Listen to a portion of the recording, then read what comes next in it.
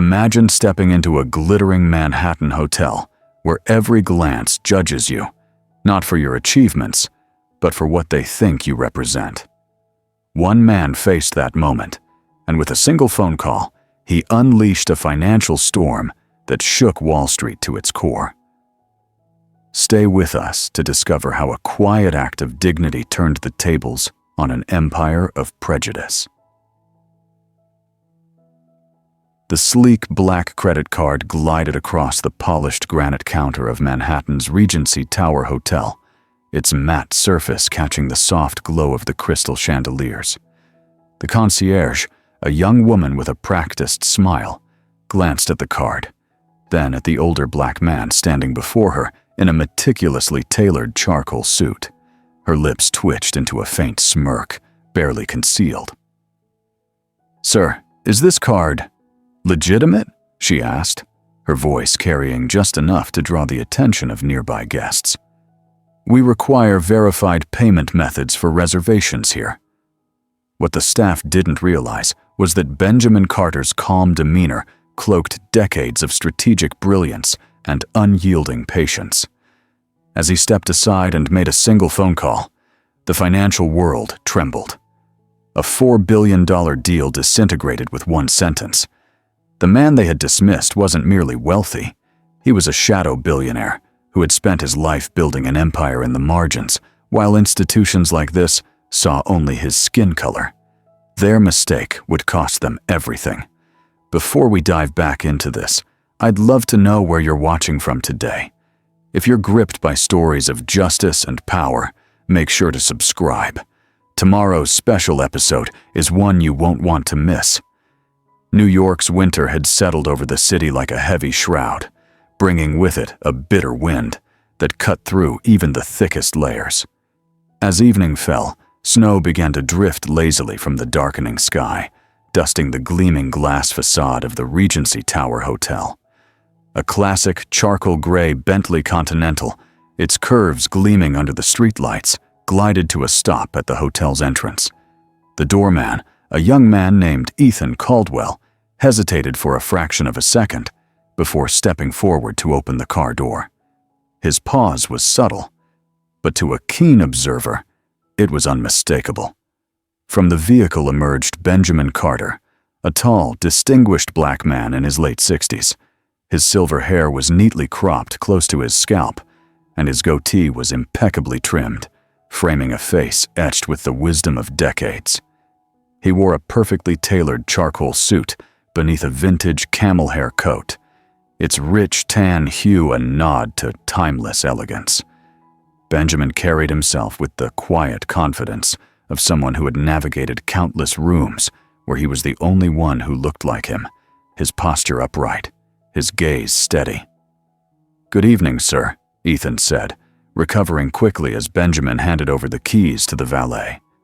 There was that slight pause again, a momentary recalibration that Benjamin had grown accustomed to over the years. "Evening," Benjamin replied, his voice deep and measured, carrying the faint remnants of a Georgia upbringing, though softened by decades in the Northeast. As he entered the Regency Tower's lobby, the artificial warmth enveloped him, a stark contrast to the icy chill outside. The space was a monument to modern opulence, marble floors that gleamed under the glow of crystal chandeliers, plush velvet seating areas populated by Manhattan's elite, and staff moving with the precision of a well-oiled machine. Several pairs of eyes flicked toward Benjamin as he crossed the lobby. A woman in her 50s, draped in a fur coat adorned with diamond pins, clutched her designer purse a fraction tighter as he passed, her manicured fingers tensing. Two businessmen in tailored suits paused their conversation, their eyes tracking his movement before resuming their discussion in hushed tones. A young couple, sipping cocktails at the lobby bar, simply stared, their curiosity undisguised. Benjamin noticed it all, but his expression remained unchanged. After 68 years of life, these micro-reactions had become as predictable as the sunrise. He continued toward the front desk, his Italian leather shoes clicking softly against the polished marble floor. Behind the granite counter stood Claire Donovan, a slim woman in her early 30s, with straight ash blonde hair pulled back into a tight bun. Her smile was professional, but it carried a practiced coolness, as if she were performing a role she'd mastered long ago. "Welcome to the Regency Tower," she said, her voice lilting with the sing-song quality of someone who had repeated these words thousands of times. "Thank you," Benjamin said. "I have a reservation." Benjamin Carter. Claire's fingers danced across her keyboard, her eyes briefly scanning the screen. "May I see some identification, sir?" she asked, her tone neutral, but her gaze appraising. Benjamin reached into the inner pocket of his suit jacket and produced his driver's license, along with a sleek Amex Centurion card, its black metal surface glinting faintly under the lobby's lights. He slid both across the counter with a smooth, deliberate motion. Claire picked up the license first, examining it with a quick glance, then turned her attention to the card. Her expression shifted, a smirk forming at the corners of her mouth as she turned the card over in her hand, inspecting it as if it were a curiosity. "Is this legitimate?" she asked, her voice loud enough to carry to the nearby guests and staff.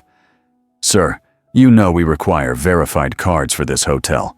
We don't accept prepaid cards." A young bellhop at the adjacent station glanced over and stifled a chuckle, his hand covering his mouth. Standing a few feet away, Maya Torres, the hotel's newest front desk intern, watched the interaction with growing discomfort. At 22, she was still learning the nuances of luxury hospitality, but something about this exchange felt deeply wrong. She fidgeted with her name badge, her instincts urging her to intervene, but her inexperience held her back. Was this her place to step in? "That is indeed my card," Benjamin said, his voice calm and even, betraying no hint of irritation. "You're welcome to process it." Claire's smile tightened, her eyes flicking from the card to Benjamin's suit, then to his face, as if reassessing him entirely. She made no move to run the card. "Let me get my manager to assist you," she said, her tone implying that assistance was the last thing she intended to provide. She turned and disappeared into a back office, leaving Benjamin standing at the counter. Within minutes, Richard Hale appeared, the hotel manager, a man in his mid-40s with perfectly coiffed hair and a smile that never reached his eyes. He carried himself with the air of someone accustomed to resolving problems with charm and deflection. "Is there an issue here?" he asked, directing his question to Claire rather than Benjamin, as if the man standing before him were incidental to the situation.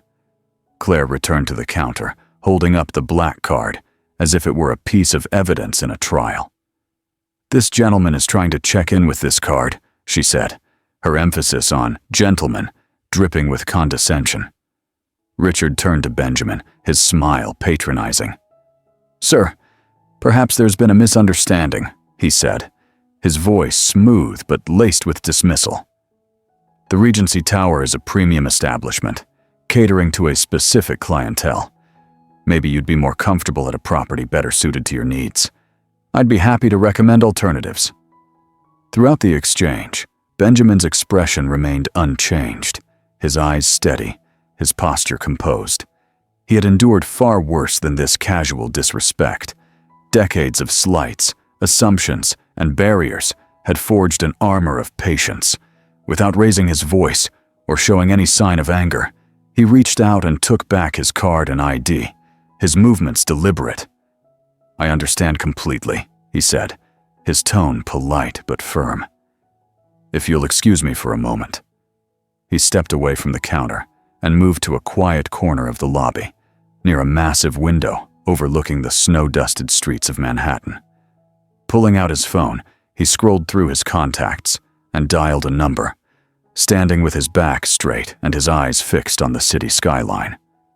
"Marcus, it's Benjamin," he said, when the call connected, his voice low but clear, carrying an authority that needed no volume. "Cancel the Carter Hawthorne deal, effective immediately." He paused, listening to a brief response. "No discussion needed." It's done. He ended the call with a single tap. 20 blocks away, in the gleaming glass tower housing Hawthorne Capital, an emergency alarm sounded on the trading floor. Screens that had been displaying steady numbers suddenly flashed red as stocks plummeted. Traders scrambled to their phones and terminals, their voices rising in panic. "What the hell just happened?" shouted one analyst, staring at his screen in disbelief. "Carter just pulled $4 billion off the table," another called back, his voice edged with desperation. "The deal's gone." Back in the hotel lobby, Maya's phone buzzed with a breaking news alert. As a part-time business student working at the hotel to pay her tuition, she had set notifications for major market movements. She glanced down at the screen and gasped. Carter cancels $4 billion Hawthorne deal, markets in turmoil. Her eyes shot up to the quiet man, now making his way toward the exit. The same man who had just been humiliated at their front desk. The same man whose name was now lighting up her phone screen. Claire had also seen the alert. The color drained from her face as she made the connection, her earlier confidence evaporating. "Mr. Carter," she called out, her voice suddenly desperate, cracking under the weight of her realization. There must be some mistake. But Benjamin was already at the door. He paused only to press a $100 bill into Ethan, the doorman's hand, his touch brief but kind. "Stay warm out here," he said, his voice carrying a warmth that contrasted with the frigid night. "Thank you, sir," Ethan replied, his tone genuine, touched by the gesture. "Will you be needing your car?" "No need." "I think I'll walk," Benjamin said. And with that, he stepped back into the cold Manhattan night, his silhouette disappearing into the swirling snow with the same quiet dignity with which he had arrived. Inside the lobby, Maya was frantically searching for more information about Benjamin Carter on her phone. Results flooded her screen, articles about a ghost billionaire, references to vast real estate holdings, quiet philanthropic initiatives in underserved communities, and now this bombshell about a canceled deal with Hawthorne Capital. As Richard and Claire huddled behind the desk, their voices low and panicked, Maya made a decision. She needed to understand the man who had just walked away from billions without breaking a sweat. What had just happened wasn't just a moment. It was the beginning of a story about power, wielded in a way she had never witnessed before, and she was determined to follow it wherever it led. High above Central Park, in a penthouse that commanded a panoramic view of the city, Benjamin Carter stepped into his home. The space was a stark contrast to the ostentatious luxury of the Regency Tower. It was warm, lived in, and deeply personal, a sanctuary of understated elegance. Floor-to-ceiling windows offered a breathtaking view of Manhattan's skyline, now partially obscured by the falling snow.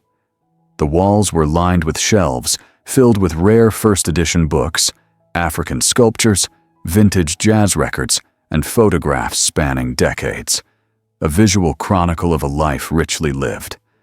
The soft, soulful notes of Miles Davis's trumpet floated through the room, emanating from an antique record player in the corner. Benjamin hung his camel hair coat carefully on a wooden rack and moved toward the living area, settling into a well-worn leather armchair that had molded to his form over years of use. He picked up a tablet from the side table, its screen already displaying a cascade of financial news alerts. The headlines were relentless. Market shock. Carter pulls $4 billion Hawthorne deal without warning, and who is the billionaire behind today's plunge? The articles varied in tone, some speculative, others frantic, but all conveyed the same sense of shock and confusion. Benjamin set the tablet aside, his expression unreadable, and reached for something far more precious, a leather-bound journal with worn edges and a simple embossed title, Lessons Forged in Time. Opening it to a fresh page, he began to write in a steady, elegant script, the fountain pen moving with the precision of a man who chose every word with care. Today, I was reminded again that no matter what you build, to some, you will always be just your skin. Use these moments. They keep you honest. They remind you why you started. This journal was more than a diary. It was a legacy document, filled with wisdom accumulated over a lifetime of closed doors, unexpected opportunities, and hard-won victories. Benjamin had been keeping it for decades, though only he knew its intended recipient. As he wrote, his mind drifted back to Savannah, Georgia, 1965. The summer heat had been oppressive that year, the air thick with humidity and the ever-present tension of a segregated South. At 14, Benjamin spent his afternoons shining shoes outside Grayson's Diner on the white side of town. His hands were already calloused from work, his knuckles rough from hours of polishing leather. But his mind was sharp, fueled by the books he devoured whenever he could find them. His mother, Clara Carter, worked double shifts as a seamstress for 2 white families, coming home exhausted, but never broken. "They can work your hands," she would tell him, her voice firm despite her fatigue. "But never let them take your mind." She had taught him to read by candlelight, using discarded newspapers and secondhand books scavenged from thrift shops. Young Benjamin's customers rarely looked him in the eye as he polished their wingtips and loafers to a mirror shine. To them, he was invisible, a mere function of the service he provided. But Benjamin was always watching, listening, learning. He absorbed the way the men spoke about money, deals, and opportunities, their words a window into a world he was determined to enter. One sweltering Tuesday, he had veered off his usual path home, seeking shade in an unfamiliar part of town. That's when he stumbled upon a small bookstore wedged between a laundromat and a pawn shop. The faded sign above the door read simply, "Tanaka's Books." Curiosity drew him inside. The shop was narrow but deep, its shelves stacked floor to ceiling with books, the air heavy with the scent of aged paper and ink. Behind the counter sat Hiroshi Tanaka, an older Japanese-American man with kind eyes and a serious demeanor, his glasses perched low on his nose. "Can I help you find something?" Mr. Tanaka asked, his voice carrying a trace of an accent, his tone neither welcoming nor dismissive. "Just looking," Benjamin had replied, bracing himself to be shooed away, as he often was from white-owned shops. Instead, Mr. Tanaka nodded and returned to his newspaper, leaving Benjamin to explore.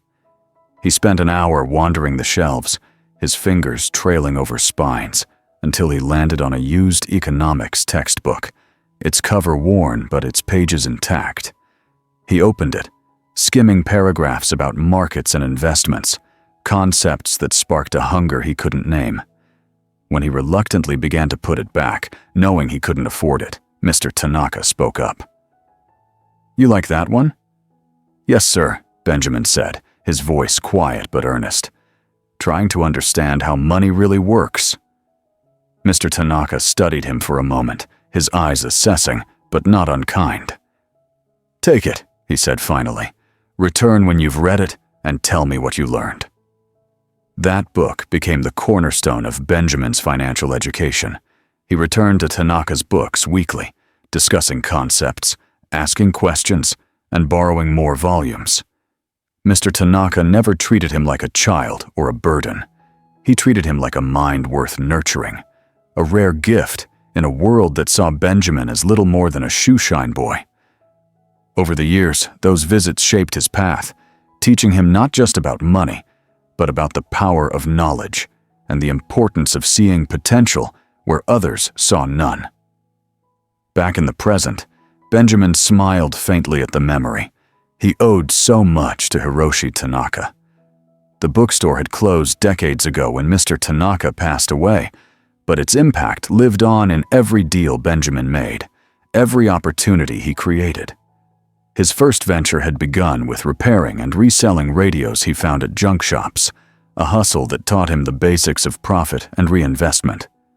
Using those earnings, he had purchased a small stake in a failing hardware store, applied what he'd learned about merchandising and inventory, and turned it around within a year. By 25, he owned 3 small businesses. By 30, he had moved into real estate, acquiring undervalued properties in emerging neighborhoods. And along the way, he had met Lena Brooks. As if summoned by his thoughts, the elevator to his penthouse dinged, and Lena herself stepped into the foyer. Now in her late 50s, she carried herself with the confidence of someone who had faced battles and emerged stronger.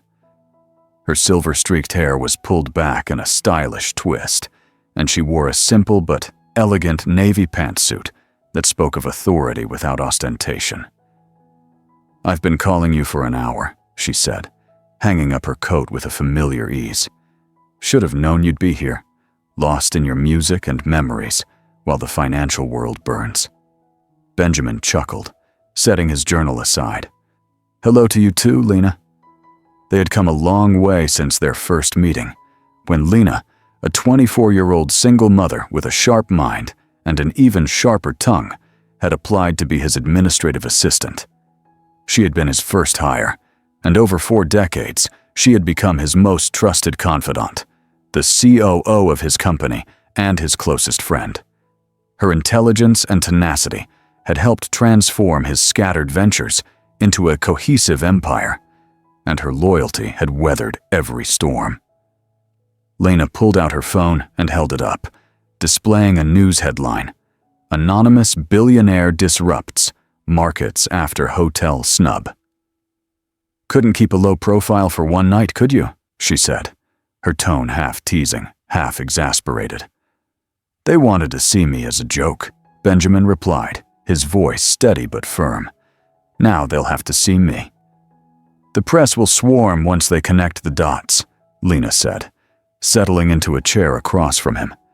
"And Hawthorne Capital won't take this lying down. They're already sniffing around Jamal's startup." Benjamin's expression grew serious. Jamal Brooks, Lena's son, was the founder of Nexus Innovations, a fintech platform designed to provide digital banking services to underserved communities.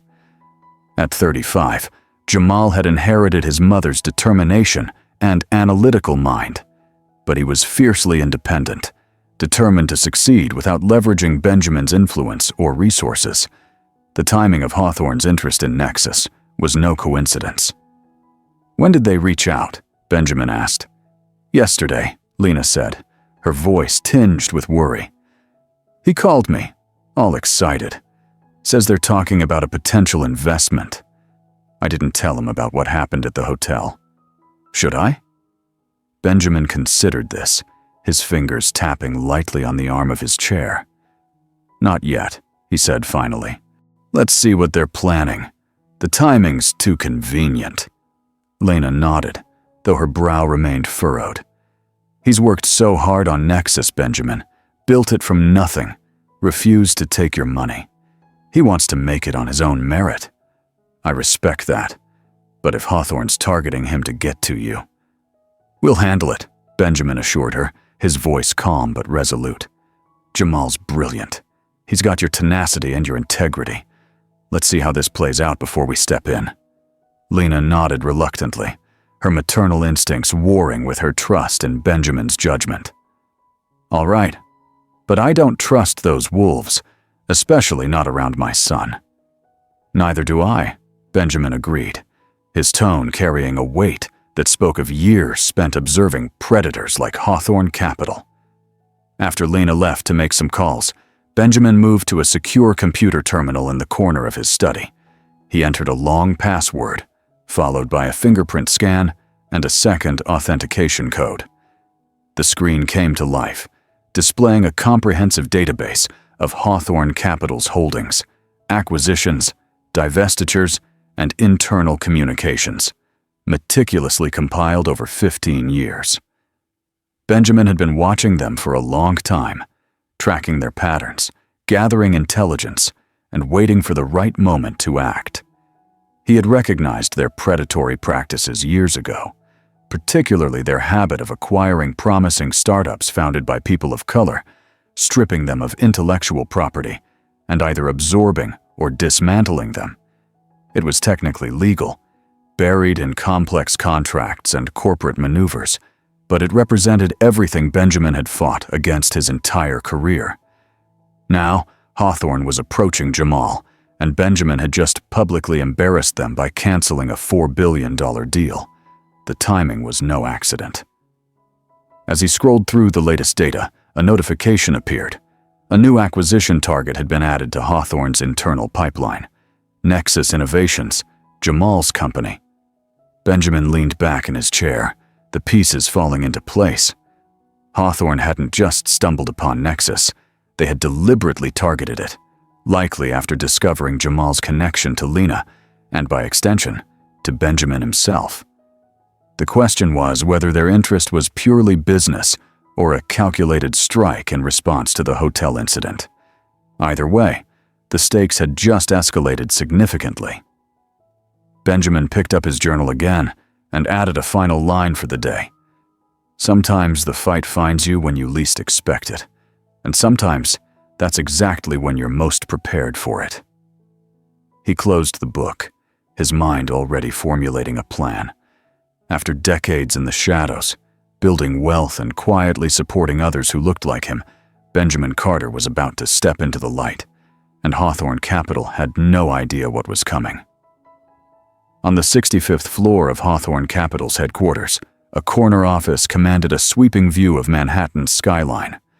Gregory Hawthorne, the CEO, paid no attention to the glittering cityscape as he paced the length of his office, his face flushed an alarming shade of red. His veins bulged as he slammed his fist against his mahogany desk, the sound echoing through the room. $4 billion, he roared, causing his executive assistant to flinch outside the half-closed door. Gone because some old man got his feelings hurt at a hotel. The three executives seated across from his desk exchanged uneasy glances. Gregory Hawthorne was known for his volatility, but this outburst was reaching new heights. The shareholders are in panic mode, said Vernon Mills, the CFO, his voice cautious. We've lost 15% of our market value since the news broke. Bloomberg's running nonstop coverage. Gregory stopped pacing and glared at his leadership team. At 58, he prided himself on his rigorous fitness regimen and his full head of expensively maintained sandy hair. But today, the lines around his mouth deepened, and he looked every bit his age. I want to know everything about this Benjamin Carter, he said, his voice dropping to a dangerous quiet. How a man worth billions has stayed off our radar this long, how he built his wealth, where his vulnerabilities are. Everything. Tanner Walsh, the youngest vice president at 39, leaned forward in his chair, his sleek appearance, designer suit, meticulously styled dark hair, and calculating blue eyes, masking a predatory intelligence that Gregory had found invaluable. My digital forensics team started digging the moment the deal collapsed, Tanner said, opening his laptop. It's fascinating, actually. Carter's been deliberately maintaining a ghost profile for decades. Multiple shell companies, private holdings, real estate through trusts. We estimate his assets at over $7 billion. $7 billion? Gregory looked incredulous, his hands gripping the edge of his desk. From what? How did he build that kind of wealth without crossing our path before now? Methodically and quietly, Tanner replied, his tone almost admiring. Started small in the 1970s with local businesses, repair shops, retail. Expanded into commercial real estate in the 1980s. Made his first big moves in tech investments in the early 1990s, before most of Wall Street recognized the potential. By the 2000s, he was operating entirely through private equity structures that don't require public disclosure. And we never noticed him, Vernon said, shaking his head, because he never made a splash until last night. The door to the office opened fully, and Sophia Hawthorne entered without knocking. At 34, Gregory's daughter and the executive vice president of strategic development carried herself with a confidence that came not just from her lineage, but from her reputation for careful analysis and ethical considerations. Her sharp gray suit matched her focused demeanor, and her dark hair was pulled back in a sleek ponytail. The tension between her approach and her father's was well known throughout the company. "This is going to blow up worse than you think," she said without preamble, setting her tablet on the desk. Social media is already connecting the dots between Carter's treatment at the Regency Tower and our deal's collapse. Black card billionaire is trending. Gregory waved a hand dismissively. Twitter outrage fades. The market will stabilize. "Not this time," Sophia countered firmly, her voice steady. "This isn't just bad PR. There's a clear narrative forming about how institutions like ours have systematically underestimated and excluded black wealth. Reporters are starting to dig into Carter's history, and by extension, our acquisition patterns." The room fell silent. Everyone present knew exactly what she meant. Hawthorne Capital's acquisition record, particularly with minority-founded companies, was a potential liability if scrutinized closely. "We operate within the law," Gregory said finally, his tone clipped, his jaw tight. "The law and public perception are different animals," Sophia replied, undeterred. "I've reviewed the data. Companies with black or Hispanic founders that we've acquired have an 80% higher rate of being gutted or shuttered within 18 months compared to those with white founders." "That's enough," Gregory cut in, his voice sharp. "We have a more immediate problem. The Carter-Hawthorne merger was the cornerstone of our second quarter growth strategy. Without it, we need a replacement fast." Tanner nodded, his eyes gleaming with opportunity. "I think I may have something. A fintech startup called Nexus Innovations. Promising technology, solid growth metrics, and the founders eager for a major investment partner." "What's the valuation?" Vernon asked, leaning forward.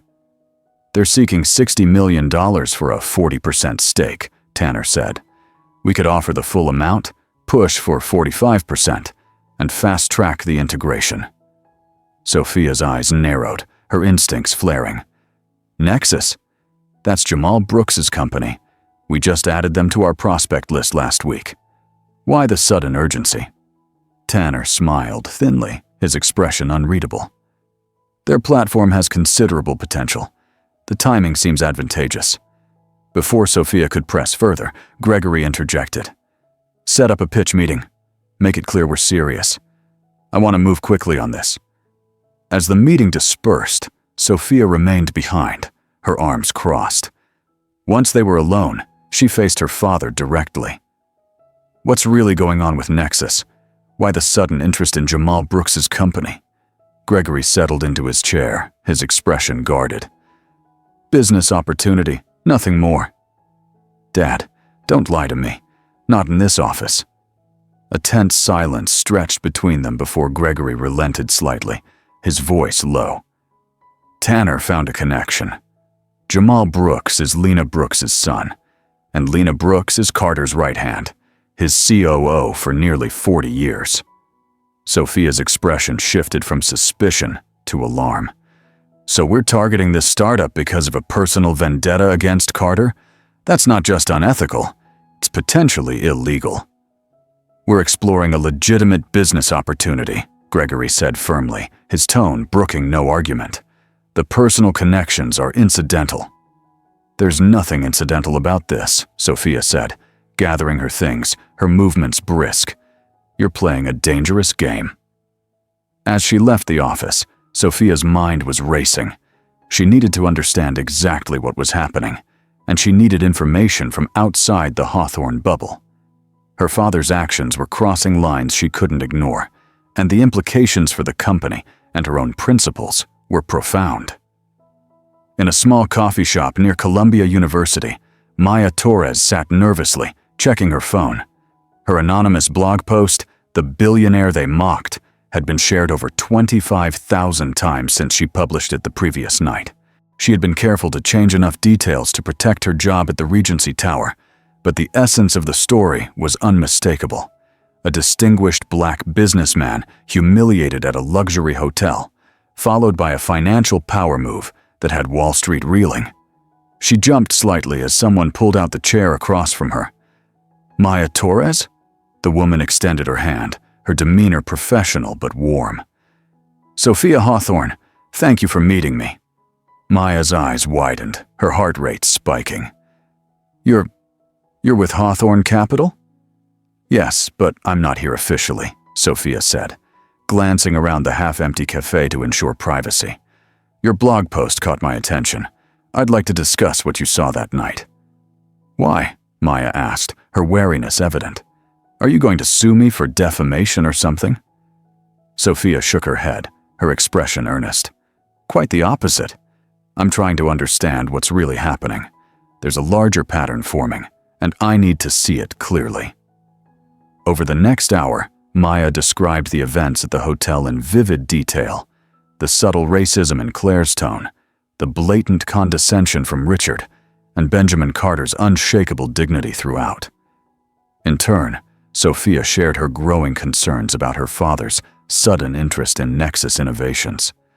So Hawthorne is going after Jamal Brooks's company to get back at Carter? Maya asked, her mind racing as she connected the dots. I can't prove it yet, Sophia admitted, her voice low. But my father doesn't make moves randomly, and neither does Tanner Walsh. There's an agenda here. As they talked, Maya pulled up her research on Benjamin Carter, her fingers flying across her phone. He's fascinating, she said, showing Sophia her notes. There's almost nothing about him online before yesterday, but I've been digging. Look at this pattern. Over the past 30 years, he's quietly funded over 100 black-owned businesses, many in industries where they'd been systematically excluded. A counterbalance to firms like ours, Sophia murmured, her eyes scanning the data. He's been building an alternative ecosystem. Exactly, Maya said, her excitement growing. And now, your company wants to acquire a startup tied to his inner circle. That can't be a coincidence. By the time they parted ways, a tentative alliance had formed. Maya would continue her research and expand her anonymous blog to include investigations into Hawthorne Capital's acquisition history. Sophia would monitor the situation from inside the company and share what information she could safely provide. Both women knew the risks. Maya could lose her job, and Sophia could face professional and personal repercussions. But the stakes were too high to stay silent. Meanwhile, at the sleek, open-concept offices of Nexus Innovations in Brooklyn, the hum of activity filled the air. The workspace housed 30 employees, most of them focused on the core financial technology platform that Jamal Brooks had been developing for 3 years.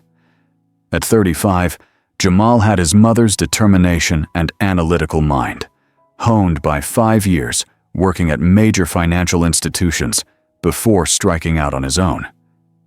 He was convinced there was a better way to provide banking services to underserved communities, and Nexus's platform allowed small, local banks to offer sophisticated digital services while maintaining community ownership and decision-making. Jamal sat at a glass conference table, reviewing an email from Tanner Walsh. They want to meet next Tuesday, he told his co-founder, Marcus Lee, pointing to the screen. Hawthorne Capital, the biggest investment firm on Wall Street, is interested in us. Marcus leaned back in his chair, his expression guarded, his arms crossed. That's unexpected. They don't typically invest in companies our size unless they're looking to acquire the technology, or unless they see something everyone else is missing. Jamal nodded, his enthusiasm tempered by caution. Our user growth numbers from the Atlanta pilot are outstanding. We've proven the model works. True, Marcus said, but Hawthorne isn't known for being community-focused. They're corporate raiders, man. They buy, strip, and sell. Jamal sighed, running a hand over his close-cropped hair. We need the capital to scale nationally. We've been turned down by 12 VC firms already. If Hawthorne is willing to take a chance on us, we have to at least hear them out. Marcus raised an eyebrow. Have you told your mom? The question hung in the air. Jamal's relationship with his mother, and by extension with Benjamin Carter, was complex. He loved and respected them both deeply, but he had been determined to succeed without leveraging their connections or resources. "Not yet," he admitted. "I want to have more details first." His phone rang, the screen displaying Mom. Jamal shot Marcus a look that said, "I'll handle this," and answered. "Hey, Mom." "Jamal, how are you?" Lena's voice carried a trace of tension, a subtle undercurrent that Jamal picked up immediately. "I'm just checking in."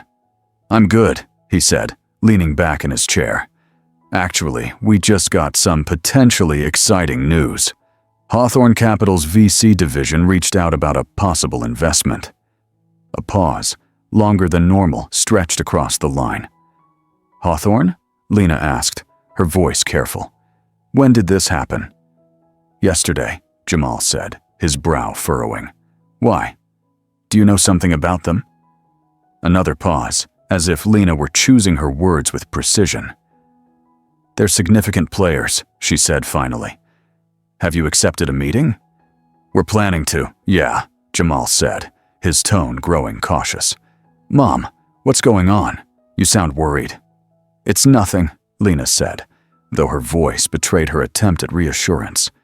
"Just make sure you review any offers thoroughly before committing.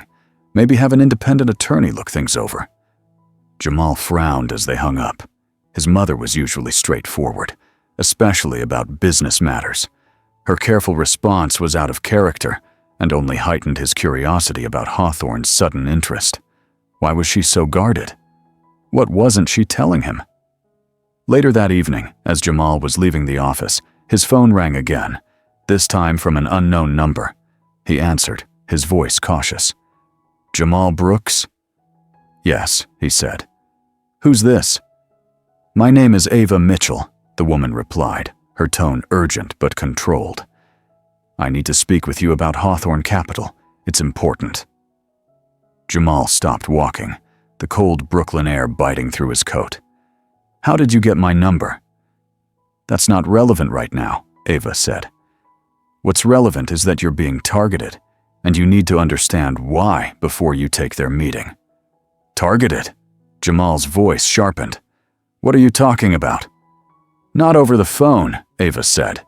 "Meet me tomorrow, 8 a.m. at Brood Awakening on Flatbush Avenue. Come alone." The line went dead before Jamal could respond. He stood on the sidewalk, the wind whipping around him, his mind racing. His startup was finally getting attention from major players, but everyone around him seemed to be sending warning signals. His mother's careful tone, Marcus's skepticism, and now this mysterious call from a stranger. What exactly had he stumbled into? Brood Awakening was nearly empty when Jamal arrived the next morning, the aroma of freshly brewed coffee filling the air. In the back corner sat a woman in her early 40s, her natural hair styled in a short, professional cut. She wore a burgundy pantsuit and was typing rapidly on a laptop, surrounded by a stack of papers and a half-empty coffee cup. "Ava Mitchell?" Jamal asked, approaching cautiously. She looked up, assessing him with intelligent eyes, before gesturing to the chair across from her. "Jamal, thank you for coming." "You said I was being targeted," he said, cutting to the chase as he sat down. "I want to know what that means." Ava closed her laptop, her movements deliberate. "Before we get into that, I should tell you who I am. I worked for Benjamin Carter for 12 years as his director of venture investments. I left 5 years ago to start my own VC firm, focusing exclusively on founders of color." Jamal's posture stiffened, his guard going up. "Did my mother send you? Or Carter?"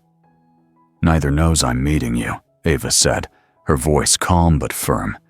"This is my initiative." "Why? What's your interest in my company?" Ava leaned forward, her eyes locking onto his. "Hawthorne Capital has a pattern, Jamal. They identify promising companies founded by people of color, especially in fintech and infrastructure.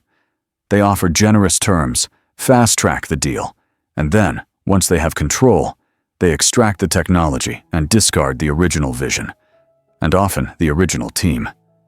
Jamal frowned, his skepticism evident. That's a serious accusation without evidence. Ava slid a folder across the table, its contents neatly organized. 20 companies in the past decade, all founded by Black or Latino entrepreneurs, all acquired by Hawthorne. 17 no longer exist in any recognizable form. The remaining 3 were stripped to skeleton operations. Jamal flipped through the documentation. Spreadsheets, acquisition contracts, news clippings, his expression hardening as he read. Ava continued, her voice steady. I've been tracking their acquisition pattern since I started my firm. The data is undeniable, but you're different from their usual targets. How so? Jamal asked, setting the folder down. They usually go after companies that are struggling or desperate for capital, Ava said. Nexus is neither. Your metrics are strong, your burn rate is sustainable, and you haven't been frantically seeking investment. The only logical explanation for their sudden interest is your connection to Benjamin Carter. Jamal's jaw tightened, his pride flaring. I've never used that connection. I've built Nexus on my own merit. I know, Ava said gently, her tone softening. That's what makes you vulnerable.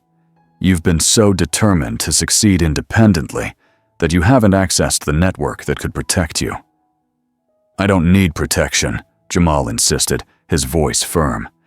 I need capital to scale our platform, to help communities that have been systematically excluded from financial services. A mission I deeply respect, Ava replied, her sincerity evident. Which is why I can't stand by while Hawthorne targets you as collateral damage in their war with Carter. What war? Jamal asked, his curiosity piqued. What are you talking about? Ava hesitated, choosing her words carefully. You don't know what happened at the Regency Tower 2 nights ago. For the next 15 minutes, she explained the hotel incident in detail, the mockery of Carter's black card, the condescension from the staff, and his subsequent decision to cancel the $4 billion deal with Hawthorne Capital. She described the resulting market chaos, the plummeting stocks, and the media frenzy that followed. With each detail, Jamal's expression grew more troubled, his fingers tapping restlessly on the table. So you think they're coming after my company as what? Revenge? He asked, his voice a mix of disbelief and anger. I think Gregory Hawthorne is a man who doesn't tolerate public humiliation, Ava said. And Tanner Walsh is vicious when he targets an acquisition. The timing isn't coincidental. Jamal ran a hand over his face, processing the information. Even if that's true, I still need funding. I can't just walk away from a potential $60 million investment because of Carter's personal conflict. I'm not suggesting you walk away from funding, Ava said, her voice steady. I'm suggesting you walk away from predatory funding. My firm, along with 3 other black-led VCs, would like to offer you an alternative term sheet. $45 million, fair equity terms, and a commitment to your original mission. Jamal stared at her, his mind racing. You came prepared. I've been following your work for months, Ava said, a small smile breaking through her serious demeanor. The hotel incident just accelerated my timeline. Why would you do this for me? Jamal asked, his tone softer now, searching for her motives. Ava's expression softened, a flicker of personal history in her eyes. Because 15 years ago, Benjamin Carter gave me a chance when every other door on Wall Street was closed to me. Because what you're building matters. And because I'm tired of watching people who look like us build something valuable only to have it stripped away. As Jamal left the coffee shop, clutching Ava's folder and the alternative term sheet, his phone buzzed with an email notification. It was from Tanner Walsh, containing a formal invitation to an exclusive technology founders retreat in Aspen the following weekend. All expenses paid, with the promise of significant funding discussions. Jamal's mind was spinning. In the span of 72 hours, he had gone from struggling to get meetings with mid-tier VC firms to having both Hawthorne Capital and a coalition of black-led venture capitalists pursuing his company. The question was no longer whether he could secure funding, but which path to choose, and at what cost. When he arrived at the Nexus office, a delivery was waiting. A gift basket from Hawthorne Capital, containing premium champagne, gourmet chocolates, and a handwritten note from Tanner Walsh, looking forward to showing you what a real partnership can accomplish. The gesture was polished, calculated, and unmistakably aggressive. Marcus whistled as he examined the basket, his eyebrows raised. "They're certainly pulling out all the stops." "Too many stops," Jamal murmured, his mind replaying Ava's warnings. He set the basket aside and called his mother. "Did you know about what happened at the Regency Tower with Carter?" A long sigh came through the phone. "Yes," Lena admitted. "And you didn't tell me," Jamal said, his voice tinged with frustration. "Even when I mentioned Hawthorne's interest?" "I was trying to protect you, Jamal," Lena said, her voice heavy with emotion. "I didn't want you caught in the crossfire of whatever this is." "Mom, I'm 35 years old," Jamal said, his tone firm but not unkind. "I don't need protection. I need information. Hawthorne's inviting me to some exclusive retreat in Aspen to discuss funding." "Don't go," Lena said immediately, her voice urgent. "Jamal, please, at least talk to Benjamin first." "No," Jamal said, his resolve hardening. "I've built this company without his help, and I'll make this decision the same way." The hurt in his mother's voice was subtle, but unmistakable. "This isn't about your independence," she said quietly. "It's about your legacy. What you're building is too important to become collateral damage in a corporate vendetta." After they hung up, Jamal sat in his office, staring at the Aspen invitation. Part of him wanted to decline immediately, based on Ava's evidence and his mother's concerns. But another part, the part that had fought for recognition and validation his entire career, wanted to at least hear what Hawthorne had to offer. He made his decision. He would go to Aspen, listen to their pitch, but make no commitments. Meanwhile, he would have his legal team review Ava's alternative offer. He would make an informed choice based on what was best for Nexus's mission, not based on Benjamin's conflicts or his own desire to prove his independence. In her office at Hawthorne Capital, Sophia Hawthorne was examining financial records she shouldn't have had access to. Using her executive clearance, she had pulled the complete acquisition histories of the companies Maya had identified in her research. What she found made her feel physically ill. Tanner's team had developed a systematic approach to acquiring minority-founded companies.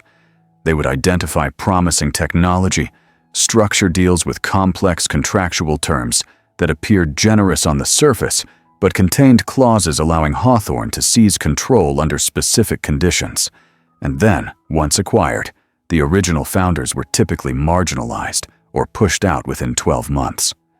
The technology would be extracted, rebranded, and integrated into Hawthorne's larger systems, while the original companies were dismantled or reduced to shells. It was technically legal, but it was predatory, deliberately targeting founders who had limited access to high-quality legal representation or alternative funding sources. And now, they were planning the same approach with Jamal Brooks and Nexus Innovations. Sophia copied the key files to an encrypted drive, her heart racing. What she was doing could end her career, possibly even lead to legal consequences. But she couldn't remain complicit in what amounted to systematic corporate exploitation. She sent an encrypted message to Maya. "If he signs, it's over. We need to warn him before Aspen." The exclusive mountain retreat in Aspen was everything the invitation had promised. Luxury accommodations in a sprawling alpine lodge, gourmet meals prepared by world-class chefs, and a carefully curated group of 20 high-potential founders from across the country. Jamal recognized a few faces from tech publications and startup conferences, but most were unfamiliar, their presence a testament to Hawthorne's ability to attract top talent. Tanner Walsh played the perfect host, his charm effortless as he introduced Jamal to influential investors and tech journalists, his hand resting companionably on Jamal's shoulder. Jamal's platform is going to revolutionize community banking, he told them, his voice brimming with enthusiasm. We're extremely excited about Nexus Innovation's potential. The presentations were slick and compelling. Market projections showing Nexus reaching unicorn valuation within 18 months under Hawthorne's guidance. Case studies of successful Hawthorne partnerships and technical seminars on scaling financial platforms. What wasn't mentioned were any of the companies from Ava's folder, the ones that had been acquired and dismantled, their founders left with nothing but empty promises. The omission was glaring to Jamal, who had studied Ava's evidence thoroughly before arriving. On the second evening, Jamal found himself seated next to Gregory Hawthorne at a private dinner, the table set with fine china and flickering candles. The CEO was charming and attentive, asking thoughtful questions about Nexus's mission and technology. Your commitment to underserved communities is admirable, Gregory said, signaling for their wine glasses to be refilled. It aligns with our own efforts to expand financial inclusion. Jamal nodded, maintaining a neutral expression, his guard firmly in place. That's our core mission, providing sophisticated banking infrastructure to communities that have been historically excluded. Exactly why we're interested, Gregory replied smoothly, his smile practiced. Scale is the challenge, isn't it? Having the resources to deploy nationally while maintaining quality control. That's why we've been selective about our funding partners, Jamal said carefully, choosing his words with precision. We need investors who understand our mission is non-negotiable. Gregory's smile widened, as if he'd anticipated the response. Of course. In fact, we've prepared a term sheet that I think you'll find compelling. $60 million, minimal board interference, and an accelerated deployment timeline. As coffee was served, Tanner joined them, sliding a leather portfolio across the table containing the formal offer. We've included some special provisions, he explained, as Jamal flipped through the documents. A backdoor clause that would allow you emergency liquidity options after 18 months, a preferred share structure, and technology licensing terms to protect your interests. Jamal's eyes caught on the licensing section, noting the broad, ambiguous language about derivative applications and affiliated utilization. The wording was complex, deliberately vague, and he knew he'd need his attorneys to fully unpack the implications. This is comprehensive, he said neutrally, closing the portfolio. I'll need my legal team to review it. Of course, Gregory agreed readily, his tone magnanimous. Though we are hoping to announce this partnership at our quarterly meeting next week, the market response would be significant. The pressure was subtle but unmistakable, a velvet glove over an iron fist. As the dinner continued, Jamal noticed a server who seemed vaguely familiar. Something about his eyes, or the way he moved. The man caught Jamal looking and quickly turned away, focusing on refilling water glasses at another table. Jamal filed the observation away, his instincts on high alert.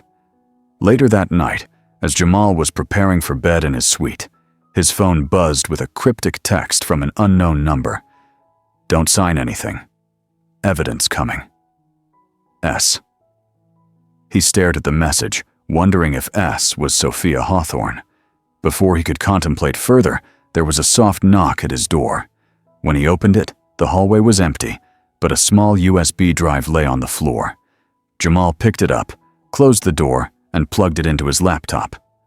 The drive contained 2 items, a video file and a document.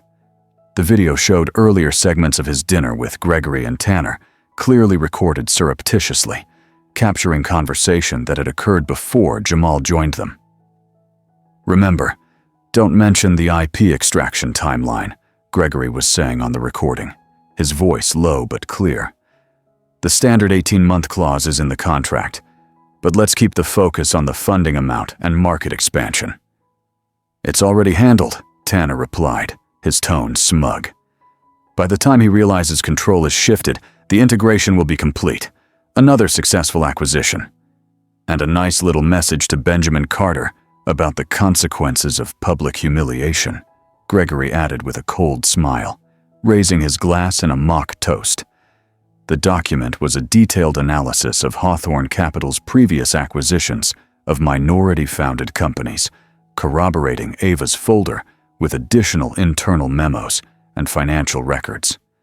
It showed a systematic pattern of acquisition and dismantling, with clear intent to target vulnerable founders. Jamal felt a cold clarity descend over him. Everything Ava had warned him about was confirmed. Hawthorne wasn't interested in Nexus's mission. They wanted his technology and the opportunity to strike at Benjamin through him. Early the next morning, Jamal informed the retreat coordinators that he needed to return to New York for an urgent matter. He was polite but firm, declining Tanner's attempts to schedule a follow-up meeting with a smooth excuse about his schedule. As the private jet Hawthorne had arranged transported him back to New York, Jamal wrestled with conflicting emotions. On one hand, he felt naive for having been tempted by their offer, even briefly. On the other, he felt a renewed determination to succeed on his own terms, not as an extension of Benjamin Carter, but not as a pawn in Hawthorne's corporate games either. When the plane touched down at a private hangar, Jamal saw a familiar figure waiting near a black town car. Benjamin Carter stood tall, his posture straight and dignified, despite his 68 years. As Jamal descended the stairs, Benjamin stepped forward, his eyes searching. "Did you sign anything?" were his first words, his voice calm but carrying an undercurrent of urgency. Jamal shook his head, meeting Benjamin's gaze. "Number just verbal discussions." Benjamin nodded, the tension in his shoulders easing slightly. "Then we still have time." Together, they got into the car, two generations united by circumstance, if not yet by choice. Both were aware that the real battle was just beginning. The drive from the airport was mostly silent, the Manhattan skyline passing by in a blur of steel and glass. Jamal stared out the window, his mind replaying the video, the documents, and Ava's warnings. Benjamin sat beside him, giving him space to process, his own thoughts focused on the larger strategy unfolding. When they finally spoke, it was Jamal who broke the silence, his voice low but firm. "How long have you known about Hawthorne's tactics?" Benjamin turned slightly to face him, his expression thoughtful. "I've been tracking their predatory acquisitions for nearly 15 years. At first, it seemed like standard corporate ruthlessness, but around 2012, I noticed a pattern specifically targeting black and brown founders. And you never said anything," Jamal said, a hint of accusation in his tone. "Never went public with it." "Going public requires evidence that would stand up in court," Benjamin said, his voice steady. "They're careful. Everything they do is technically legal, buried in contract clauses and corporate restructuring that looks benign on paper." Jamal shook his head, his frustration evident. "So I was just their next target." "No," Benjamin corrected firmly, his eyes locking onto Jamal's. "You were a specific target because of me. That changes the dynamic." The car pulled up to a nondescript building in the West Village, its plain exterior belying its reputation as one of the most secure private office spaces in New York, rumored to be used by visiting dignitaries and for high-stakes financial transactions requiring absolute privacy. Inside, the space was modern and minimalist, with frosted glass walls and state-of-the-art security systems. Waiting for them was a small group of people. Lena Brooks, her expression a mixture of relief and concern. Ava Mitchell, whom Jamal had met at the coffee shop. Maya Torres, looking nervous but determined, her fingers clutching her phone. And Sophia Hawthorne, her presence a surprise that made Jamal's eyebrows rise. "You brought Gregory Hawthorne's daughter into this?" Jamal asked Benjamin quietly as they approached the group. "She brought herself," Benjamin replied, his voice low. "Sometimes, our strongest allies come from unexpected places." Lena immediately embraced her son, her arms tight around him. "Thank God you didn't sign anything," she said, her voice thick with emotion. I almost did, Jamal admitted, his tone heavy with the weight of the near miss. They made a compelling case. They always do, Ava said, stepping forward, her voice carrying the authority of experience. That's how they've taken down so many of us. Benjamin gestured for everyone to sit around the conference table, its sleek surface reflecting the soft light of the room. Before we go further, Jamal needs to see what he narrowly avoided, he said, producing a tablet and playing the recording from the Aspen dinner, the same one Jamal had viewed the night before, but with additional footage. The complete version showed Gregory and Tanner explicitly discussing their plan to dismantle Nexus Innovations, extract its technology, and leave Jamal with nothing but a hollow shell of his company. They do it to us in different ways, Benjamin said as the video ended, his voice calm but weighted with decades of observation. But it's always the same goal. Take what we build, eliminate our ownership, and erase our contributions. Jamal's expression hardened, his hands clenching into fists on the table. How did you get this recording? I have contacts from my earlier business days, Benjamin said, his tone matter-of-fact. People who understand the importance of documentation. You had me watched, Jamal said, his voice tight, a mix of anger and realization. I had you protected, Benjamin countered, his eyes steady. There's a difference. The tension in the room was palpable until Maya cleared her throat, her voice hesitant but resolute. I should probably mention that I received a cease and desist letter this morning from Hawthorne Capital's legal team, she said, her hands fidgeting with her phone. All eyes turned to her as she continued. They're threatening to sue me for defamation unless I take down my blog about Benjamin and remove all my research about their acquisition history. They found you, Sophia said, concern evident in her voice, her posture stiffening. That means they're probably tracking all of us now. My father doesn't respond to threats. He eliminates them. What do you mean? Maya asked, her earlier confidence faltering, her eyes wide. I mean, I had to abandon my apartment last night after Tanner showed up with 2 security contractors, Sophia said, her voice steady but laced with urgency. If I hadn't been warned, I would have been there when they arrived. Lena looked alarmed, her hand instinctively reaching for Jamal's arm. They're escalating faster than we anticipated. Because they're scared, Benjamin observed calmly, his voice cutting through the rising tension. For the first time, their pattern is being exposed and documented. Transparency is their enemy. So what do we do?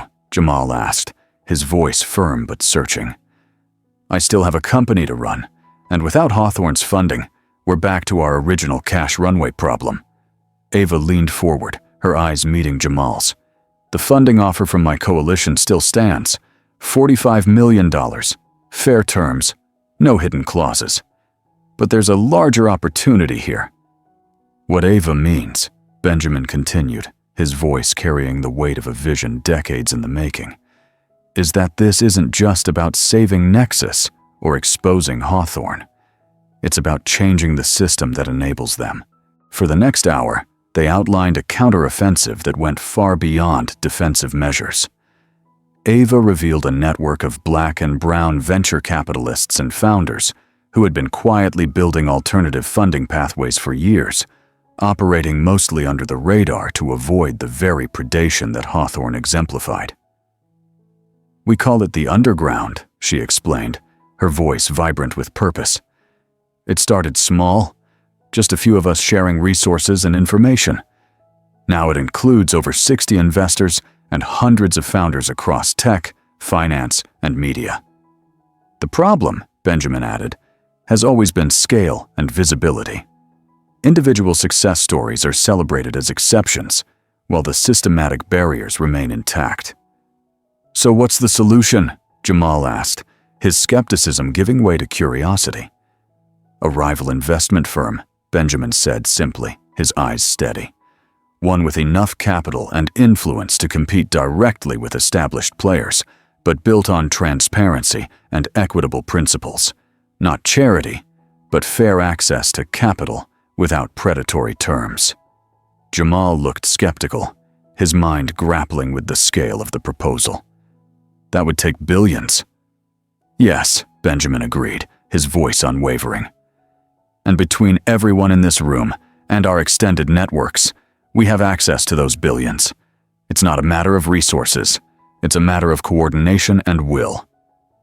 The reality of what Benjamin was proposing began to sink in. This wasn't just about Jamal's company anymore. It was about creating a structural alternative to the Hawthorne Capitals of the world. Ava suggested a public statement to capitalize on the moment. Jamal rejecting Hawthorne's offer is news in itself, but announcing a new initiative would change the narrative from defense to offense. Foundation Fund, Jamal said suddenly, the idea taking shape in his mind, his voice gaining strength. Not just Nexus, but a foundation for others, building from the ground up. Lena smiled, recognizing the spark in her son's eyes, the same fire she'd seen in Benjamin decades ago when he outlined his vision to her. Hawthorne will retaliate, Sophia warned, her voice cutting through the optimism. My father doesn't lose gracefully. Let them, Jamal said, his earlier hesitation replaced with resolve. We'll be ready.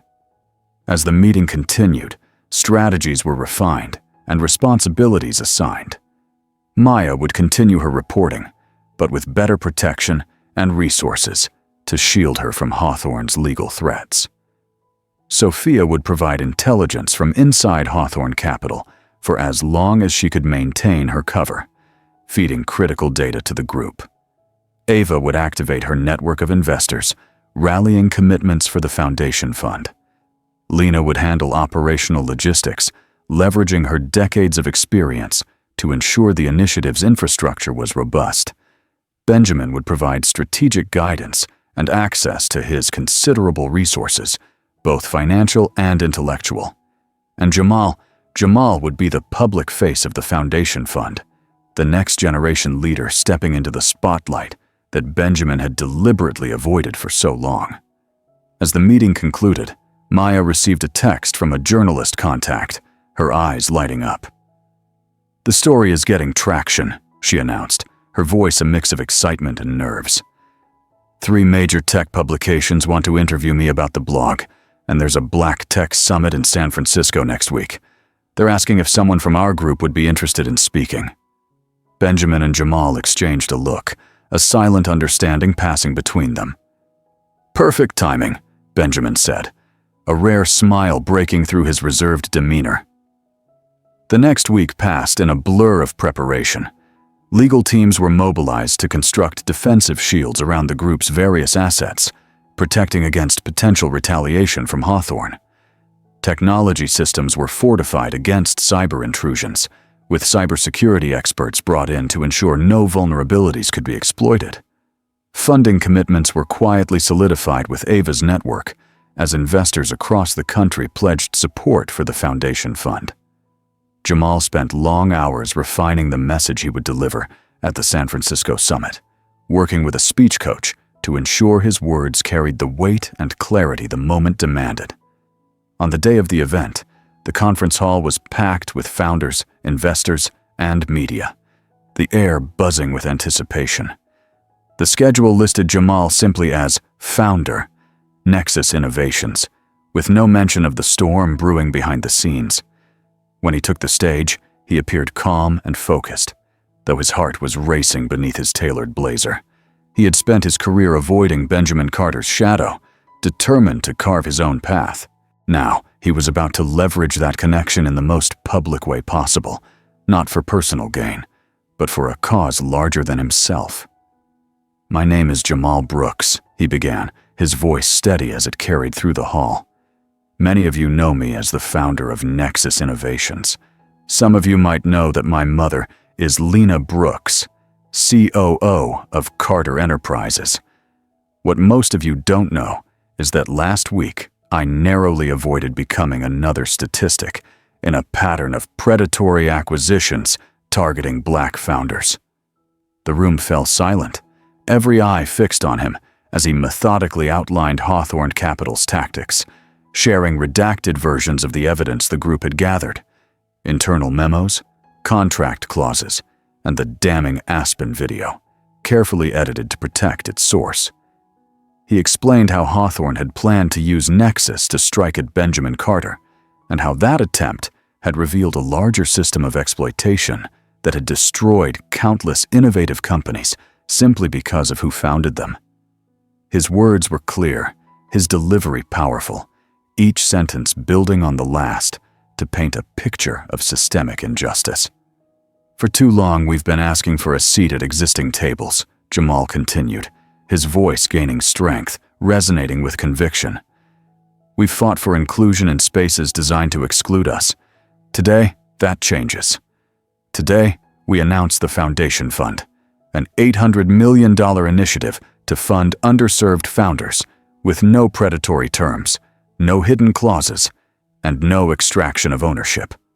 A murmur ran through the audience, a mix of surprise and excitement. Jamal paused, letting the weight of the announcement settle. "This isn't charity," he emphasized, his eyes sweeping the room. "This is sound investment in overlooked talent and markets. This is about building our own table, one solid enough to welcome everyone who's been left outside." By the time he concluded, the audience was on its feet, the applause thunderous, echoing through the hall. As Jamal left the stage, his phone was already flooding with messages from founders, potential partners, and media outlets, each notification a testament to the impact of his words. The declaration had been made, and there was no turning back. Backstage, Benjamin waited, a rare smile softening his usually stoic features. "You did well," he said, his voice quiet but filled with pride. "We haven't won anything yet," Jamal cautioned, his adrenaline still high, his mind already racing to the next steps. "No," Benjamin agreed, his eyes meeting Jamal's. "But for the first time in my 68 years, I believe we might." The news of the Foundation Fund's launch spread like wildfire through financial circles. By market close the following day, Hawthorne Capital's stock had dropped 19%, as investors reacted to both the allegations and the emergence of a well-funded competitor, directly challenging their acquisition strategy. In his corner office, Gregory Hawthorne paced furiously, watching financial news coverage on multiple screens. Analysts were dissecting Hawthorne's acquisition history, with particular focus on the companies Maya had identified in her research, their names now plastered across every major outlet. "This is a coordinated attack," Gregory seethed, his voice low and dangerous. "They've been planning this." Tanner stood by the window, his usual composed demeanor showing cracks, his jaw tight. "We need to contain this. The Q2 report is due in 3 weeks, and if the stock doesn't recover—" "I know what happens if the stock doesn't recover," Gregory snapped, cutting him off. "Where are we on the digital cleanup?" "Working around the clock," Tanner said, his voice strained. "We've scrubbed most of the obvious paper trails, but they keep finding more documents. Someone with deep knowledge of our systems is helping them." Neither man voiced the obvious suspicion about who that someone might be. Sophia hadn't returned to the office since the day after the Aspen retreat, claiming a family emergency. Her access credentials had been suspended as a security precaution, but the damage was already done. Her absence was a glaring signal that she was no longer aligned with her father's vision. "What about the Torres girl, the hotel intern?" Gregory asked, his eyes narrowing. "We sent the legal notice," Tanner said. "But instead of backing down, she's now appearing on financial news shows, complete with evidence packets." Indeed, at that very moment, Maya Torres was sitting in a CNN studio, dressed in a borrowed blazer, and looking simultaneously terrified and determined as the anchor introduced her. "Our next guest wrote the blog post that started what some are calling the biggest shakeup in venture capital this decade," the anchor said, her tone brisk. Maya Torres was working at the Regency Tower Hotel when she witnessed the incident that would ultimately expose alleged systematic discrimination in high finance acquisitions. "Ms. Torres, take us through what happened that night." With cameras rolling, Maya recounted the story of Benjamin Carter's treatment at the hotel, the subtle racism, the blatant disrespect, and the subsequent market drama that followed his decision to cancel the $4 billion deal. But she didn't stop there. She methodically outlined the pattern her research had uncovered, pointing to specific acquisitions where minority-founded companies had been purchased, gutted, and shuttered. "This isn't about one billionaire's hurt feelings," she emphasized, her voice steady despite her nerves. "This is about documented, systematic practices that have destroyed innovative companies simply because of who founded them." By the time the interview concluded, the hashtag number more than the card was trending nationwide, with thousands sharing similar stories of discrimination despite financial success. The narrative was no longer just about Benjamin Carter. It was about a broader reckoning, a demand for accountability that was resonating far beyond Wall Street. Back at Hawthorne Capital, Gregory's damage control strategy shifted to crafting a counter-narrative. He scheduled a press conference, gathering the company's most prominent minority executives to stand behind him as he addressed the allegations. The event was staged in the company's sleek auditorium, with a backdrop of the Hawthorne logo and a carefully curated audience of supportive shareholders. Hawthorne Capital has always been at the forefront of diversity and inclusion in financial services, Gregory declared to the assembled press, his voice polished and confident. "The recent accusations are based on incomplete information and mischaracterized business decisions. We evaluate acquisition targets based solely on market potential and technological innovation, never on the demographics of founders." The performance might have been convincing, if not for what happened next. As journalists began asking questions, a video began circulating on social media, its impact immediate and devastating. The footage from a private Hawthorne executive retreat 3 years earlier showed Gregory making explicitly racist comments about a black-owned fintech company they had recently acquired. "We'll strip out the algorithms, move the patents to our Delaware holding company, and let the founding team spin their wheels until they quit," he was seen saying to laughter from other executives. "They should be grateful we're paying this much for a company run by." The slur he used caused audible gasps in the press room as reporters saw the clip on their phones, their questions turning sharp and unrelenting.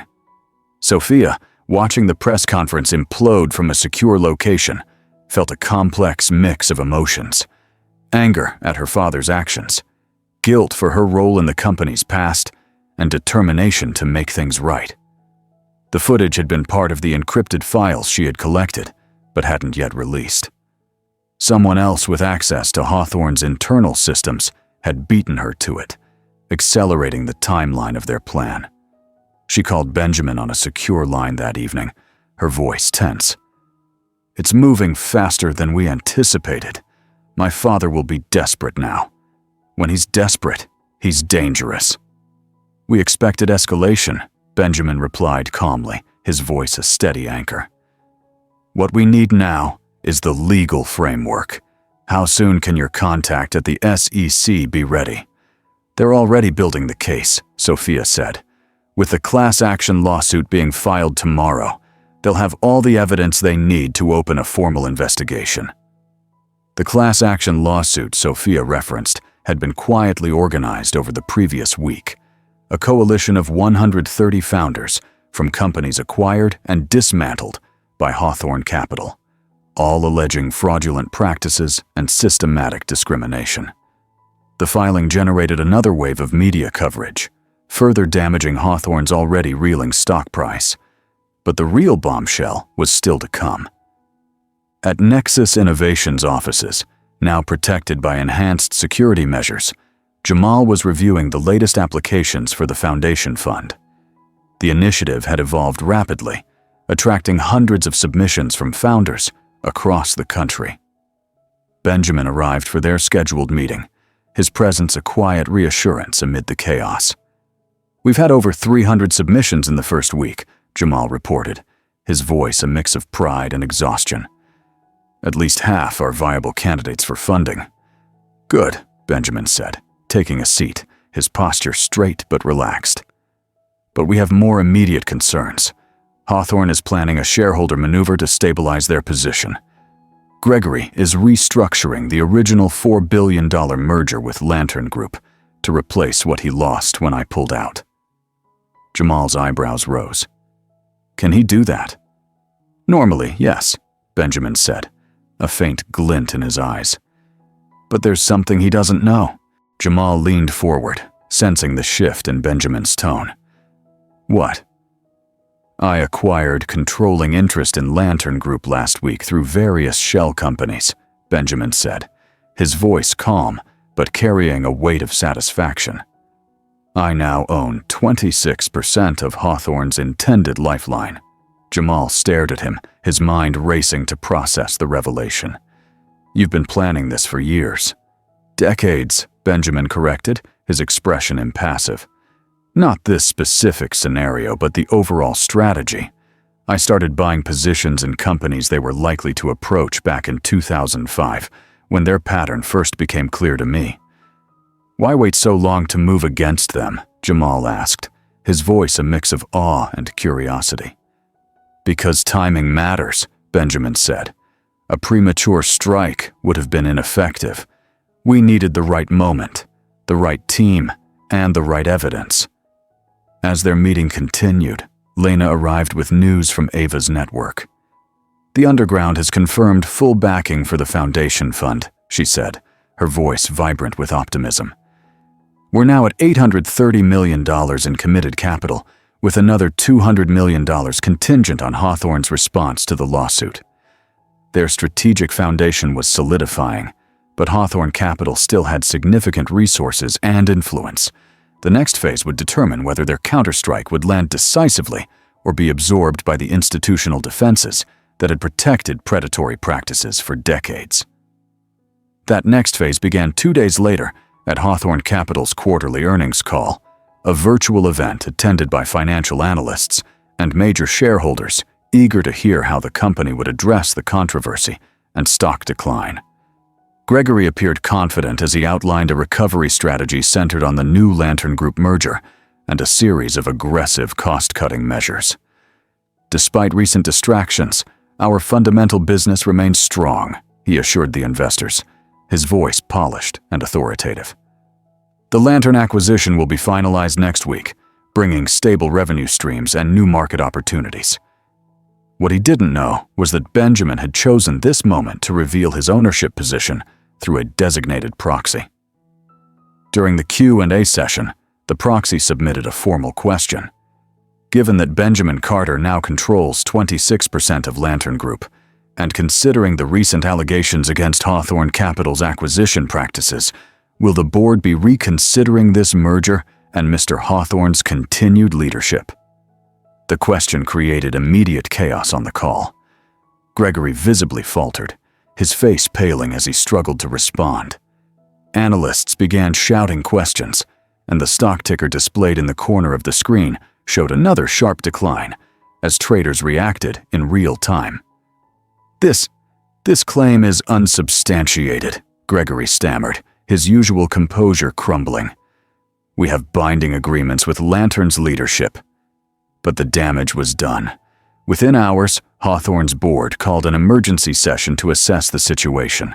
The combination of public scandal, legal challenges, regulatory scrutiny, and now a threatened merger had created a perfect storm, one that even Gregory's formidable influence couldn't weather.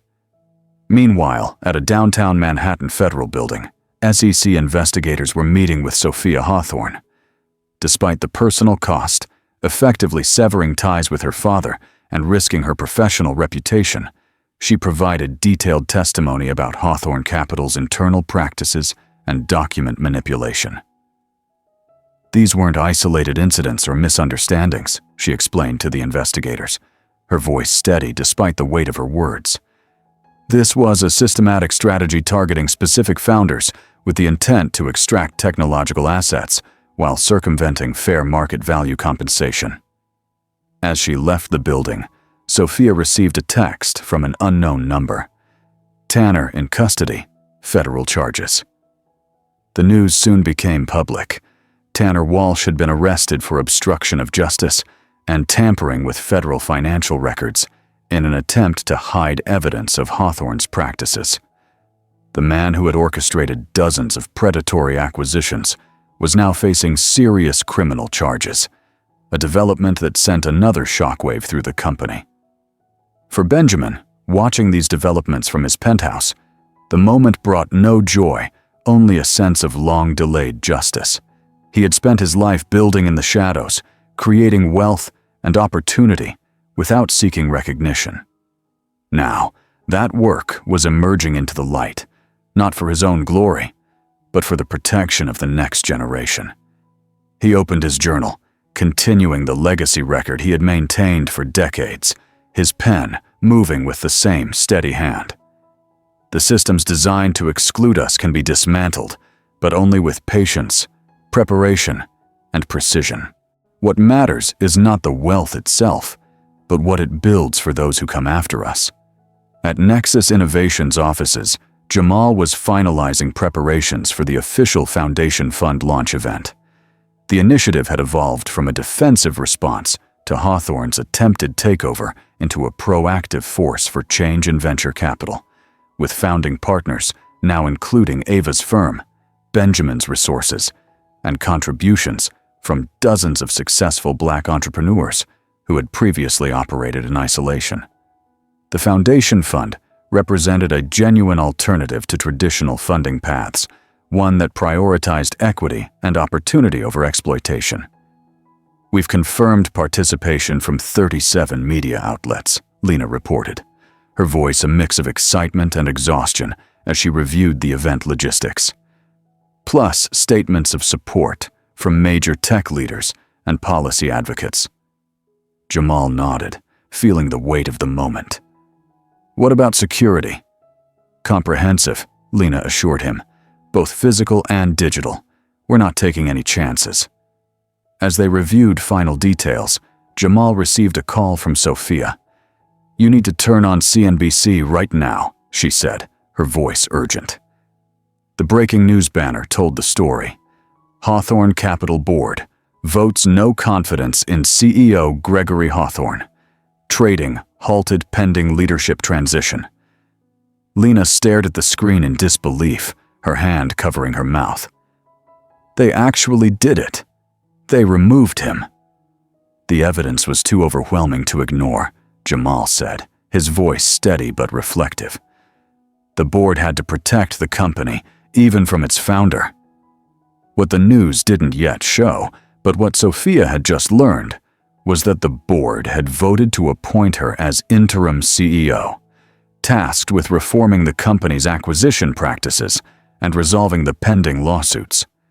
It was an opportunity she had never sought, but now recognized as essential to creating lasting change from within the system. The call from the board had been unexpected, but clear. They needed someone with both insider knowledge and credibility with the reform movement, someone who could bridge the old and new financial worlds. Will you accept? Jamal asked when Sophia shared the news, his voice a mix of curiosity and respect for the weight of her decision. Sophia hesitated, her fingers tightening around her phone.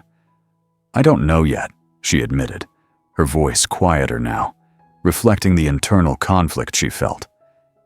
Taking the role means stepping into the heart of a machine I've spent months trying to dismantle. But if I don't, someone like Tanner could take over, and nothing changes. Jamal nodded, understanding the stakes. Whatever you decide, you've already shifted the game. That's not nothing. As they hung up, Sophia stood alone in the small, nondescript apartment she'd been using as a safe house since leaving her own home.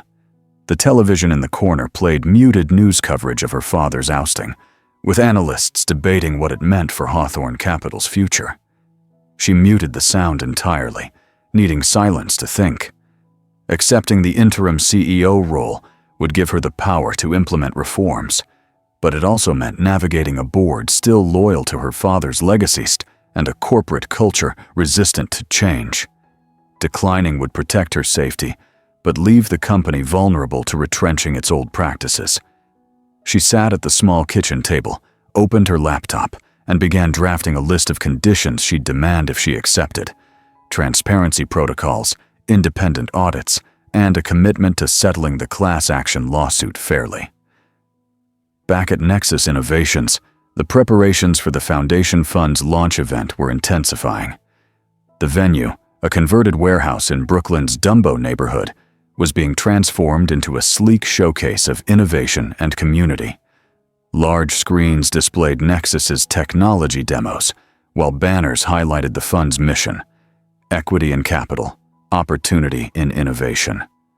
Jamal moved through the space, checking details with the event team, his mind split between logistics and the larger implications of what they were building.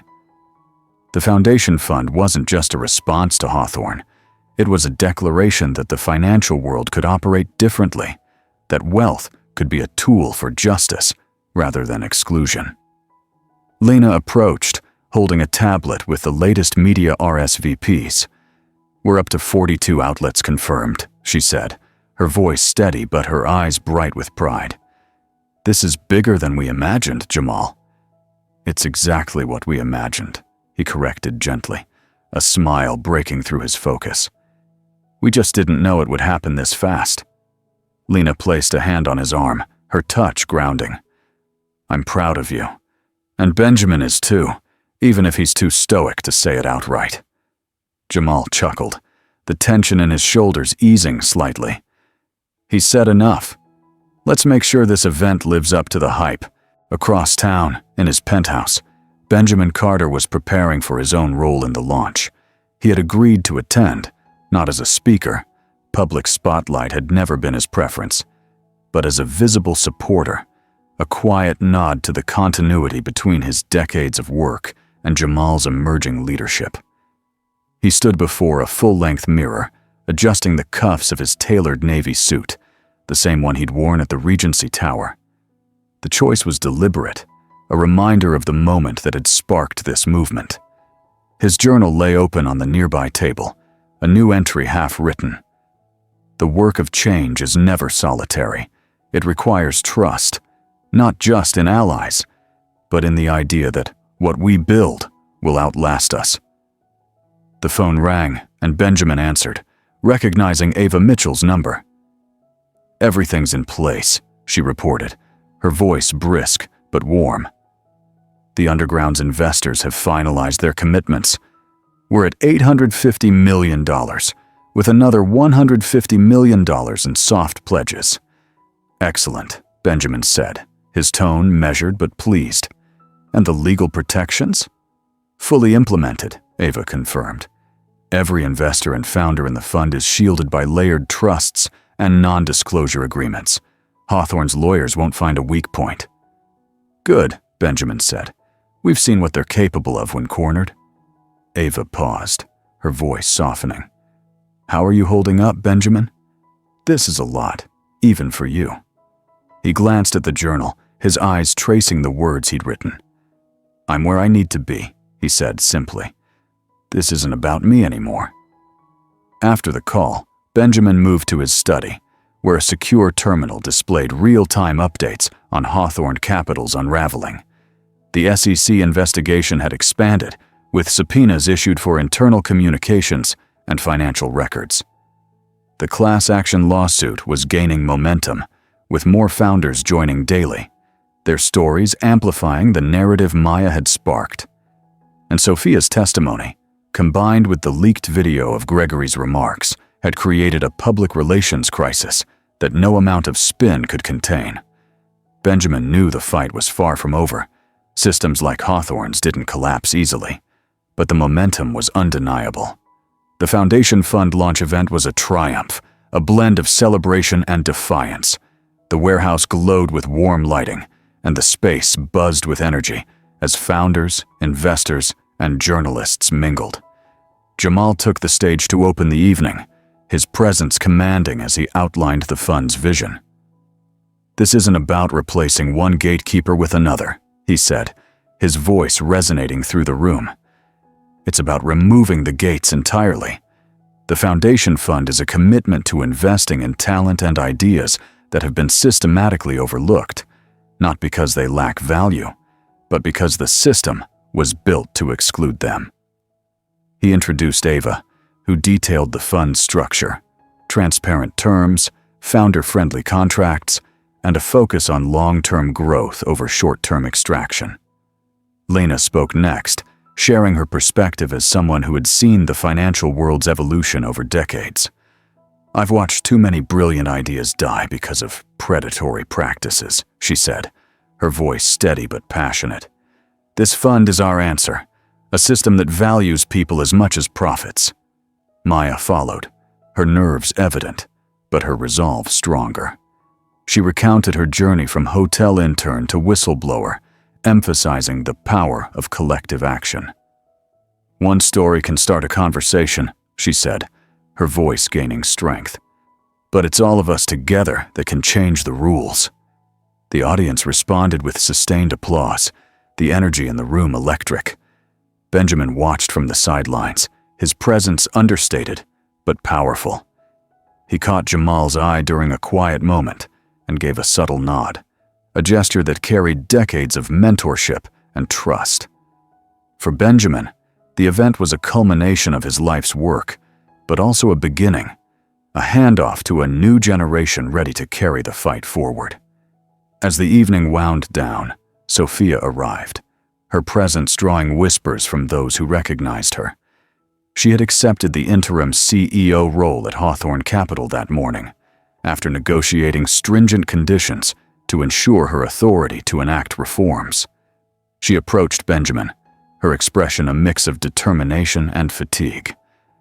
"I didn't expect to see you here," she said, offering a small smile. "You're part of this now," Benjamin replied, his voice calm but firm, "whether you intended to be or not." Sophia nodded, her eyes scanning the room. "I'm going to rebuild Hawthorne, or at least try. It won't be easy." "Nothing worthwhile is," Benjamin said. "But you have more leverage than you realize. Use it." The conversation was brief, but it marked a shift.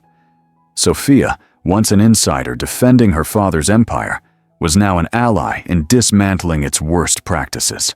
Her role would be fraught with challenges, but her decision to stay and fight from within mirrored the group's broader strategy. Change required both external pressure and internal reform. Over the next month, the Foundation Fund's impact grew exponentially. Its first round of investments funded 15 startups, ranging from AI-driven healthcare solutions to sustainable urban infrastructure projects, all led by founders from marginalized communities. The fund's transparent model attracted additional investors, pushing its capital to over $1 billion within 6 weeks. Media coverage shifted from sensational stories about Hawthorne's collapse to substantive discussions about systemic inequities in venture capital, with the Foundation Fund positioned as a viable alternative. Hawthorne Capital, under Sophia's interim leadership, began a painful but necessary transformation. She implemented mandatory audits of past acquisitions, publicly acknowledged the company's role in predatory practices, and settled the class action lawsuit for $450 million, with funds distributed to affected founders. The company's stock stabilized, though it remained volatile, and Sophia faced resistance from board members loyal to her father's legacy. Yet her commitment to transparency and reform earned her cautious support from shareholders and regulators, positioning Carter Hawthorne Ventures, as she renamed it, as a potential leader in ethical investing.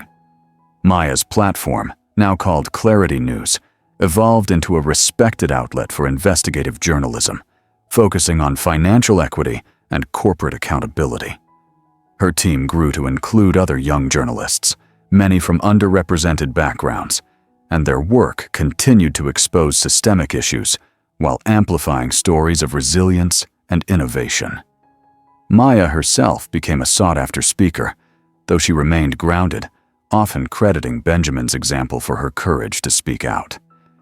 Ava's VC coalition expanded, forming partnerships with international investors to create a global network for underserved founders. Her firm's success with Nexus and other early investments proved the viability of mission-driven capital, challenging traditional VC models that prioritized short-term gains over long-term impact. Lena continued to oversee the foundation fund's operations, her strategic acumen ensuring its growth was sustainable.